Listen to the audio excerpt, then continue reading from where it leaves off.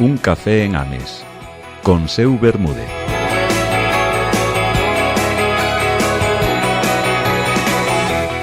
Hoxe quedamos para un café en Ames con Juan Diego Pereiro, xestor do Espazo A Proa en Milladoira, director de proxectos de formación, emprendemento e innovación aplicada e fundador de WeCap e de WeCo. Defínese como inquietamente inquieto e non se me ocorren dúas palabras que poidan describilo mellor. Tal vez boa xente, pero nin de lonxe son tan atinadas. Leva máis de 10 anos creando espazos nos que o coñecemento se converte en oportunidade. Irémolo descubrindo xuntos na seguinte media hora. Benvido, Juan Diego, como estás? Pois moitas gracias, Seu, por invitarme aquí a este café en Ames. Levamos o día un pouco apresurado, pero aquí estamos, sans e salvos, nas mans de Juan, unha vez máis aos mandos, para compartir este tempo. A miña primeira pregunta é obrigada, porque teño moita curiosidade. Varias dos teus proxectos comezan coa palabra WIC, ¿no? Como son WeCap e WeCo, das que falaremos un pouquiño máis tarde. Isto ten unha historia detrás ou que significado ten para ti? Bueno, sempre lle busco historia a todo o que fago, polo menos para min, outra cousa é que teña sentido para os demais. Pero sí, a palabra original é WeCap, W-E-K-A-B, e en inglés viña a decir We Know About. E é porque no meu momento de emprender, que deixei o traballo por conta allea, pois tiña unha idea na cabeza que ainda sigue funcionando, que chamei WeCap, e é como unha comunidade de formadores que saben de moitas cousas. E é de nós sabemos sobre about everything, no? Todo, sí. E vai un pouco por aí. Ajá. Pois mira, xa teño esa curiosidade cuberta. Juan e mais eu coñecémonos noutra vida cando nos los dous traballábamos por conta allea en empresas que estaban relacionadas no mundo da formación, e me gustaría comezar por aí. Como te inicias neste mundo da formación? Foi algo vocacional, máis ben un accidente?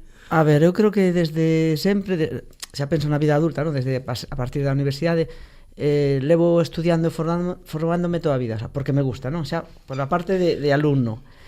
E quizás por eso de que me gusta aprender, e como sempre fun un pouco por diante moitas cousas nos ámbitos que andaba, me tocaba mostrar o que sabía, pois quizás é a vinculación natural da parte de formación. E ven por aí, algo vocacional, non tanto como se fose un maestro educacional, pero si de ensinar o que eu aprendo. É unha cousa que temos en común moitas das persoas que emprendemos, como esa necesidade, esa curiosidade de seguir aprendendo, ¿no? De meternos en proxectos distintos, cousas que, aínda que no teu caso teñen un fío conductor moi claro, si que son moi diversas, ¿no? Ti es un claro exemplo diso. Sí, tal cual.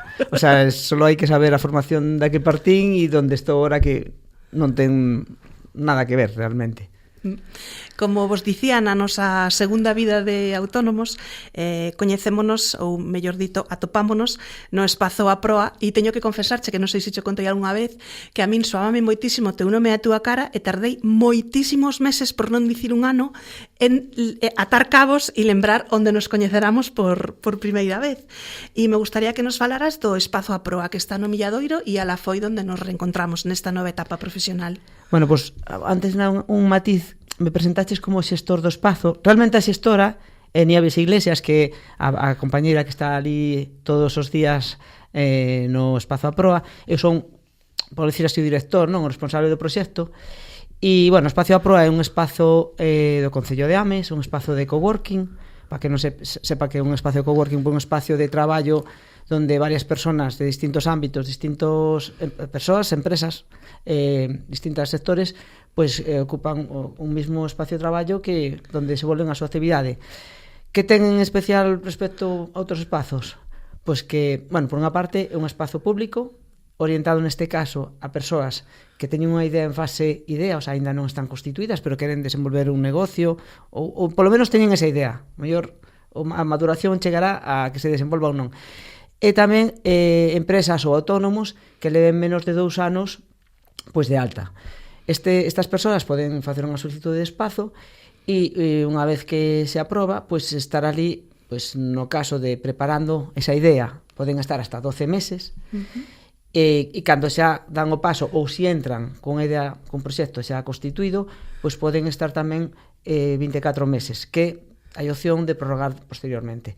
O espacio pois caracterízase porque compartir todo o mundo está nunha fase máis ou menos similar, non, de vibración, ven porque estás ca idea inicial, co proxecto aínda pouco maduro, e iso, as inquietudes, as necesidades son similares.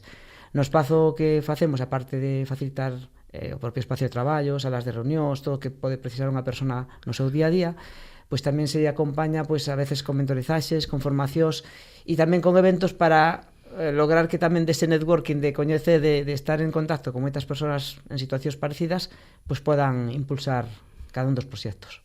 É moi guai porque moitas persoas cando emprenden din que se sinten moi solas, non? Entón, ali, ademais de Nieves, xestora do espacio, perdona Nieves que che quito galóns, excelentísima persoa e moi boa compañeira, podes eso, non? Compartir inquedanzas con persoas que están na mesma fase que a ti, ver o mellor os tropezóns ou os problemas dunha persoa que xa o solucionou como saliu, e está subvencionado polo Concello. Sí, está gratuito 100% para as persoas que o solicitan e que o están utilizando. Hai proxectos super interesantes, houve un momento que había moitísimo de audiovisual e se generou ali como un espacio moi guai, moi creativo. Bueno, certo, este espazo se ven do Concello e xestiona o Concello, pertence a unha rede máis ampla que da rede de espazos de traballo da Diputación da Coruña, na que actualmente hai 12 espazos, e cando se organiza esta rede ou se van incorporando espazos, máis ou menos cada un vai intentando, entre comillas, especializarse. Bueno, máis que especializarse, chamar ou intentar atraer certos sectores. E neste caso, AMES, por o texido que ten e a zona, pois sí que intenta atraer tamén maioritariamente proxectos relacionados co audiovisual. Pasaron por este estudo os compañeiros de Serea Films, Álvaro e Noelia, que vos coñecín precisamente na proa, no? Nese espazo do que falábamos.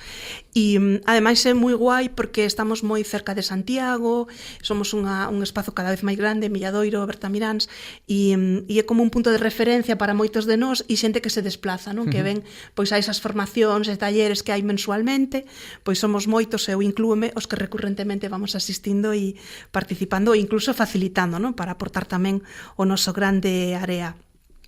Ademais deste espazo en Aproa, eres director de outros e tes o teu propio coworking na Coruña, que foi como algo pioneiro nesta nosa comunidade. Eu, sigo sendo emprendedor despois de levar 14 anos con meus proxectos, e o meu primeiro emprendemento, que non foi deixei un traballo para emprender, pero polo medio antes de montar algo relacionado co que había deixado, montei un espacio de coworking, que daquela, isto chegou porque como emprendedor estaba só e eu quería montar algo relacionado con, que tiña unha base tecnolóxica, non? E buscaba outras personas, pois con esa base, a que poder complementar e mirar como pois desenvolver xuntos o proxecto. O que pasou é que nos eventos, os temas que iba de emprendedores, todo o mundo tiña a súa idea. Ti atopabas a alguén que che gustaría, pero el quería desenvolver a súa idea, eu quería desenvolver a miña. E como primeira conclusión, vendo que non era fácil atopar a túa media mazá, pois dixen, bueno, e se nos xuntamos todos, porque o que máis que menos todos estamos empezando, e se estamos traballando nun mesmo entorno, podemos axudarnos. Pois, buscando un pouco en torno a esa idea, atopei a palabra coworking en internet, porque daquelas non era algo tan coñecido. E dixen, pois podo montar un espacio de coworking. E bueno, aí surxiu ese espazo que a verdad, pasados 14 anos, pois bueno, aí estou afianzado, xestionando outros espazos, pero porque termei moito, os 2 primeiros anos foron tremendos, gastei todos os cartos que tiña forrados para outro emprendemento. Primeiro, xa gastei máis do que pensaba en montalo, pero que 2 anos foron soltando. E todo porque non había contemplado como un proxecto, pensaba que era como un medio, falar con xente, isto costa tanto, isto dá, e as cousas non son así. Pero bueno, foi a miña primeira metedura de pata, pero que ao final co tempo pois fui sacando adiante e o espazo dos pioneiros de Galicia e de España, dentro dos 200 primeiros, pero cando digo 200 que había 90 en Madrid, 90 en Barcelona e o resto por aí ciscados. É moi interesante isto que nos compartes, grazas, porque parece que cando levamos un tempo no emprendemento e hai as persoas que nos coñecen ven esa parte de nós, non? A de as cousas que van ben, proxectos que saen, certa viabilidade económica, e ninguén pensa neses momentos iniciais, non? Neses erros, fracasos, que non me gusta esa palabra, pero cousas que non saen ben, 2 anos aguantando aí, non? Sembrando, ata que se puido recoller. E bueno, hai que decir que incluso pola estrutura, o sea, isto ao final, emprender, e o sabe todo o mundo que ten un proxecto, se ter familia, non é, o sea, ainda que ti seas o que lidera, é un proxecto de familia. E nós, bueno, que tíamos é que unha parte mantíamos unha sostenibilidade garantizada e que a outra arriesgábamos. E, bueno, así foi como tamén se pudo ir mantendo esos anos, sempre con algo de apoio, claramente. Que interesante tamén, porque eu ás veces observo a xente que di que tío tiñas moi fácil e que tuveche moita sorte, que non sei que, pero ese momento de saltar, non? De probar a profundidade do charco, ese medo, ese risco, ese non teño nin puñetera idea do que vai a pasar, eso pasámolo todos e non se ve despois, non? A xente quere conseguir o que conseguimos nós, non? Moito ou pouco, pero non quere pasar por esa experiencia de voume arriscar que pode sair ben ou non. Certo, o sea, e hai moito, o sea, eu hasta diría que a día de hoxe, o sea, fai 14 anos, 15, renunciei a un traballo, eu son fillo de prácticamente funcionarios. E no meu entorno todo o mundo se move con moita estabilidade e postos de salarios altos. Eu renunciei naquela, fai 14, 15 anos, a un salario que aínda hoxe non gaño. Pode que sí, que manexe cartos pero os cartos que entran por un lado salen para outro proxecto, o sea, inverto no outro proxecto, o sea, sigo apostando por o futuro. E todas as cousas, bueno, a veces quedan aí que non se ven. Sí, eu comparto contigo, levaba 23 anos nun traballo preto da casa, ben remunerado, con vacacións, que é o que máis boto de menos, as pagas extras, que tamén as boto moito de menos, e moita xente non o entende, non? Eu estou cunha excedencia, marchei cunha excedencia sin nada, 0 euros, pero era esa pulsión era máis forte que a seguridade, non? Esas ganas de probar, de, ostras, levo traballando 20 e pico anos, voume dar un para min e a ver que pasa, non? A min axudoume moito, tamén debo dicilo, ter como marchar coa excedencia, dicir, se non vai ben, podo volver, non? Que ás veces non hai que queimar naves e sair, sí. non? Dando un portazo, non? Certo. Dicías tamén que non é o mesmo facturación que cash, non? Que manexar, o sea, ti facturar, podes facturar e manexar cartos, pero os cartos que quedan sí. Son os que, o sea, non teñen nada que ver. O sea, os negocios bons non son a veces, sempre fala que factura 1 millón, 2 millóns. Si factura 200.000 euros e lle queda a mitad, eso sí que é un negocio. Xa te digo. Vale, sí. Pero a veces os números engañan. Sí, totalmente de acordo. Moi importante facer esa reflexión de facturación, liquidez, canto vou cobrar, que porcentaxe reinvirto para que o proxecto crezca. Inquietamente inquieto, non? Que dices, o meu problema é que tamén sempre ando con cousas novas e as cousas novas consumen recursos. Co cal destino parte de eso, pues que podía ter o mío máis libre, volvo a invertirla para levar a cabo novos proxectos. E unha pequena homenaxe aos compañeiros de vida e familia dos emprendedores, sí. Que son os que saltan con nós tamén, non? Sí, e arriscan, e os que sofren moitas veces o noso non dormir, que compartimos moitas veces, o noso non estar, que tamén ocorre, e, bueno, eles vennos felices e vennos no que nos gusta e apoian incondicionalmente, e non todo o mundo ten esa sorte. E incluso, diría, as parellas e os fillos horizontales, que non sei se é un término que escoitei fai anos cando tiño dúas nenas, bueno, nenas, xa mozas de 14, 17 anos. Como che escoiten dicir claro, nenas. Claro. Pero eso de que ti tiñas fillos horizontales, porque se saes da casa con eles acostados en horizontal e volves a casa con eles en horizontal. O sea, a veces son cousas que a veces, incluso a min me fan a veces emocionar, si penso un pouco en eso, pero bueno, que a realidade de quen a veces ten, bueno, e quere loitar por un proxecto. Son esas cousiñas que non se ven, non? Como cando Rafa Nadal gaña un premio e ninguén ve que o mellor desde os 14 anos este rapaz non ten fins de semana, entrena non sei cantas horas, renuncias, só vemos eso que brilla e non vemos todo o que hai, o iceberg, non? Que hai detrás dun negocio como como ao que podes ter ti ou eu ou calquera que nos estea escoitando.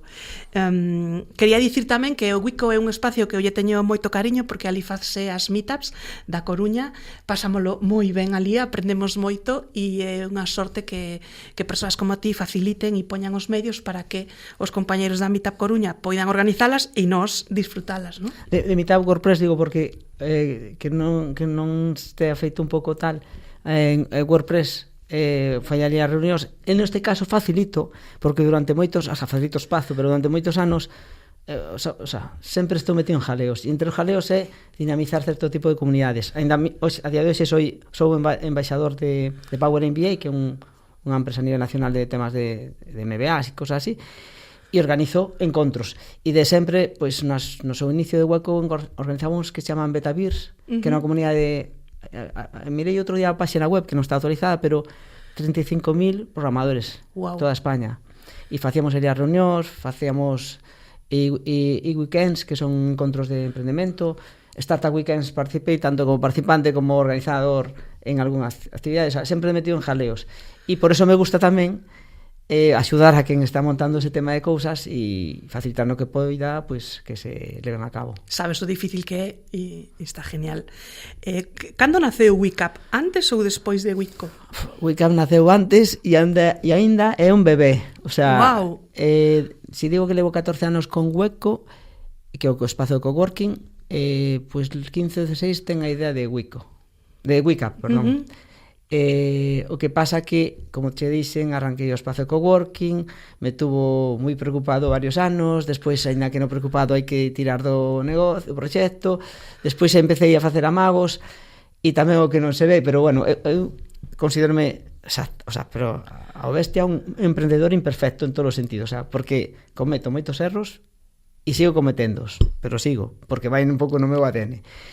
E un deles foi sempre WeCap é unha plataforma de contacto, de poñer en contacto a formadores con entidades de formación e nestos, levar con moito 10 anos de que empecé a facer algo así e tal, tiven 3-4 plataformas diferentes, paguei 3-4 plataformas.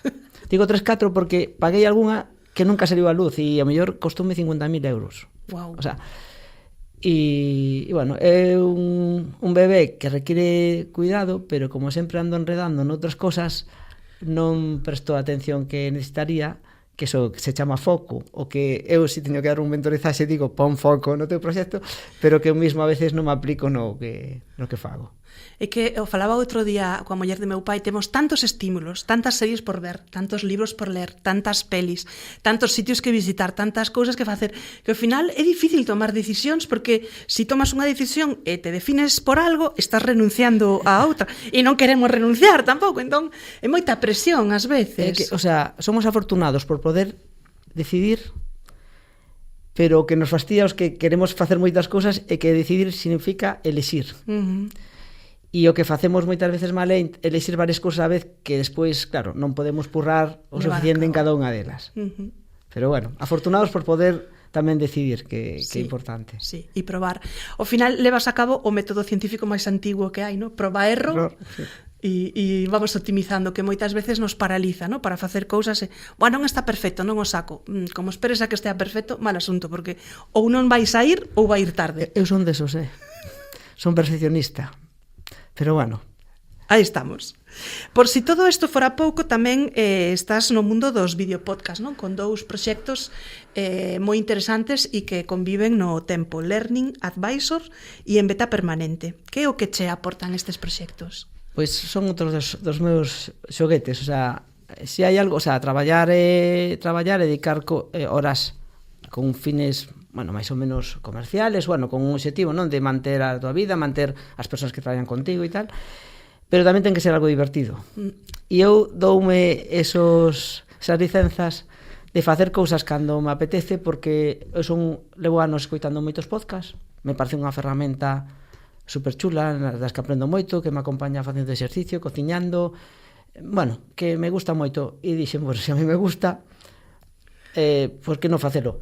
Que conste que tamén, honestamente, non son unha persona ni gran comunicador, como que me estáis escoitando ve que non vocalizo ben porque falo moi rápido, vocalizo mal, o sea, Vaiche máis rápido o cerebro que a boca, ¿no? Que sei que non son nin vou ser un destacado podcaster nin o pretendo, pero que me dá sobre todo é unha excusa máis para chegar máis xente que me resulta interesante, coa que aprender e coa que facer esa rede que ao final realmente sigo traballando de networking e que sempre, antes ou despois, esas persoas volen aparecer ou cruzarse comigo en algún proxecto delas ou nos ou meu, e eso, aprender, coñecer e é o que máis me gusta, o sea, e despois cando fago o podcast de forma, teño os dous, non? Un é en beta permanente que é máis orientado a emprendemento, está relacionado coa xestión dos espacios de coworking que facemos, e o que facemos entrevistar a emprendedores, emprendedoras, empresarios tamén do ámbito, o sea, de Coruña, a provincia.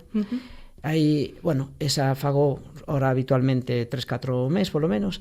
E Learning Advisors cheguei a facer unha semana, o que pasa que teño que renunciar a veces para retomalo. Pero cando facía semana a semana, notaba como melloraba en, pois es o que che digo, de vocalizar mellor, porque falo máis, o sea, ir controlando, o sea, co cal tamén me servía como proceso de aprender facendo. A costa que os demais me escoiten e vocalice mellor, pero é outra razón máis, o sea, coñecer xente e tal, e tamén eu mismo desenvolver unha habilidade que non teño tempo para facelo, senón é aproveitando o que fago.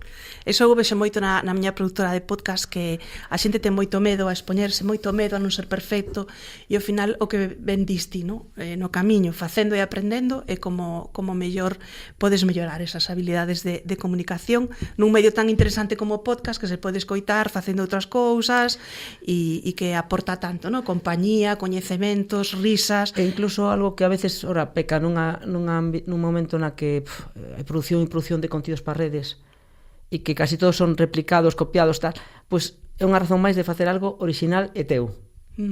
Que aparte ben aproveitado, que ni siquiera aproveitamos tanto, o sea, dá para moito, dá para un blog, para shorts, dá para moitos contidos e poder chegar á xente, ao teu público que desexas de moitas formas diferentes e con contido propio. Sí, e convertelo nunha ferramenta de marketing do negocio, non? Para redes, contido de redes, e tamén hai moitas persoas que o fan por hobby, non? Eu estou lembrando agora un amigo que é radioafeccionado e que ten un podcast, entón hai nicho e espazo para todos, non? Para ir rematando, quería facerche pregunta, e é que che queda por aprender? A esa mente inquietamente inquieta túa, que lle queda por aprender? Pois eu diría que todo, porque, o sea, a aprendizaxe caduca. O sea, non o coñecemento para min, o sea, hai cousas, sí, matemática, 2 máis 2 son 4, sí, hasta que, bueno, estemos noutra galaxia ou hai algo cambio. Pero o que é o aprendizaxe para o día a día, para aplicar, para traballar, para nos negocios, incluso nas relacións, porque cambian a forma de relacionarnos como personas, a min creo que me queda todo, o sea, eu non me vexo sin estar aprendendo continuamente, de moitas formas, facendo cursos, sí, o que pasa que intento ir a cursos pequenos dos que saque algo aplicable xa, falando con xente, coñecendo, sean podcast, sea acudindo a eventos, o sea, preguntando, por lo menos en todo aquilo que me interesa, e pouco máis, e despois facendo, porque aprender non, o sea, podes acceder ao coñecemento nunha primeira fase lendo, preguntando, pero non se aprende se non se fai. Sí, ninguén aprende a nadar vendo vídeos de natación, non? Eu coincido contigo totalmente niso, porque creo que sempre queda algo por aprender, e canto máis sabes, máis aprendes, máis consciente eres do que che queda por aprender. E outro factor que é a irrupción da IA no mundo digital, no día a día de todas as persoas que temos a sorte de vivir neste primeiro mundo, creo que está marcando como un antes e un despois, non? Nas nosas empresas, na nosa forma de crear contido, de xestionar, bueno, estamos cambiando moitos procesos nas empresas por este motivo, non? Automatizacións, creacións, e penso que pode ser como un punto de inflexión, ¿no? Como unha revolución, como foi a revolución industrial, pois agora a revolución da IA. A IA, o sea, para os que somos inquietamente inquietos, o sea, é moi emocionante, pero tamén recoñezo que é un pouco estresante, porque esa sensación de estar facendo, o sea, ti a vida continua, tens que facer o teu día a día, e de que, aínda que queras estar o día, non dar estado o día pensando en aplicar, xa non digo por saber, coñecer como vai, é un pouco estresante, pero eso tamén é certo que a veces nos centramos nas ferramentas como fin, que este caso para a IA, para nós, para a maioría da xente é un medio, non un fin, e cando é como fin, claro, facemos mal, pero se é como un medio, o que temos que saber, oye, nos facemos cursos, sei utilizar esta IA para facer cursos e me quita moito tempo, teño que estar empregando sempre o último da IA, é absurdo, porque eu fago cursos, imparto clases ou tal, ou estou formándome na IA para que, se non teño tempo a facer. Claro. Co cal que un pouco aí... Para chegar ao punto no que realmente a IA quita traballo, antes hai que dedicarlle moito traballo. É que traballo quita, pero tamén dá, o sea, eu creo que o sea, aquí hai dúas cousas. Ti coa IA podes ou ben aforrar tempo para facer o mesmo, ou ben facer o mesmo moito mellor e o mellor non aforras tempo. Incluso podes que dediques máis, pero o potencial que tes de facer algo moito máis evolucionado, máis ambicioso, incalculable. O sea, a capacidade que tes de facer por ti mismo cando antes dependes de moita máis xente, que porque pues é incalculable, e iso tamén é emocionante. Sí, é verdade. Tamén creo que hai que ter certos coñecementos, ¿no? Que hai moita xente que está preocupada polo seu traballo, polo seu tal, e ao final, por exemplo, se ti queres facer unha web, tens que ter os coñecementos mínimos, senón por moito que faga a IA non vas ser capaz de facer unha web coa IA se non sabes algo, ¿no? É un exemplo que se me ocurre e extrapolable a moitas outras cousas, ¿no? Sí, se ven a mí, o sea, se non tes outros medios e tal, a mellor forma de aprender é preguntando a propia IA. O sea, é case un proceso moi o sea, de preguntar o que non sabes e ir paso a paso, non querer todo un golpe. Porque, bueno, realmente o que falas hora de facer algunhas páxinas, eu fixen varias cousas sabendo unha base moi pouca, moi pequena, pero preguntándolle e entendendo por qué das cousas, e a partir de aí ir adiantando paso a paso. O sea, que é como un tutor, un super maestro, que o que non sabes polo menos che pode dar a base para que entendas o que vas facer e por qué.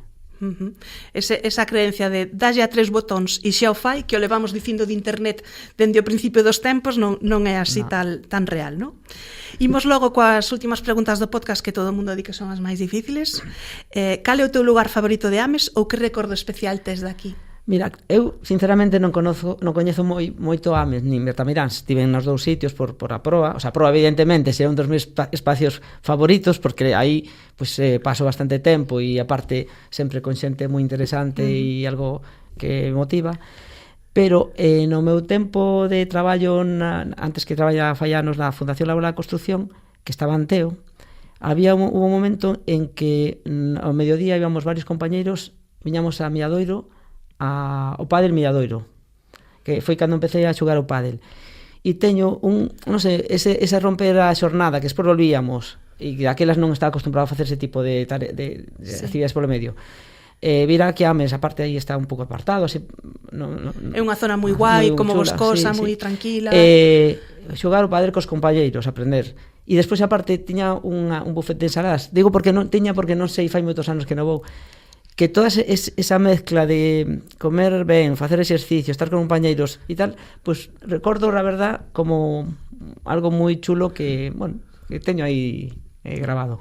E toda esa enerxía que te desborda, que non te chega con proxectos profesionais, familiares e demais, toda esa enerxía que che desborda ainda che queda para facer deporte. Hombre, é que o deporte non é que me quede, é que creo que gracias ao deporte podo facer eso. O sea, é certo que cando ando hai días que durmo moi pouco e tal, pois renuncio a correr porque hai cousas que non son saudables. Se estás moi cansado non debes facer certo esforzo do corpo, pero o deporte, eu creo quita ese estrés que sí que xenero, porque vou sempre correndo a todos os sitios, pero a la vez é un momento de distracción, de pensar, de escoitar podcast. A veces non escoito nada, a veces é por épocas que me pido o corpo facer unhas cousas ou outras, e gústame tanto facer deporte solitario, correr, que corro mellor hora e pico, a veces máis, como tamén ora vou a algún de, pues, tipo body pump, cosas, e bueno, é que é non sei, tamén creo que cando tes o corpo, te sintes físicamente ben, compes mellor, e todo en conxunto influye na concentración e a calidade que tes para ver o mundo en xeral, xa non só o o tema dos proxectos. Xa o dicía, no? Men sana, incorpore sano. Sí, eu realmente creo que así como é fácil entrar nunha dinámica destructiva, ao revés, é máis fácil comer mal, non facer, porque é máis cómodo, sí. E hai que estar aí ao pé do cañón e ser moi disciplinado. Unha vez que empezas tamén con pouco que lle deixes, faz exercicio e tal, pídeche cenar sano. Vas notando os beneficios, sí, no? Día a día. Pois con esta reflexión tan interesante coa que non contábamos, finalizamos o programa de hoxe. Moitísimas gracias, Juan Diego, por vir. Moitas gracias, Juan, polo teu traballo na radio. Graciñas ao Concello de Ames, a Ames Radio, e vémonos en 2 semanas co último programa desta tempada. Graciñas. Gracias a vos.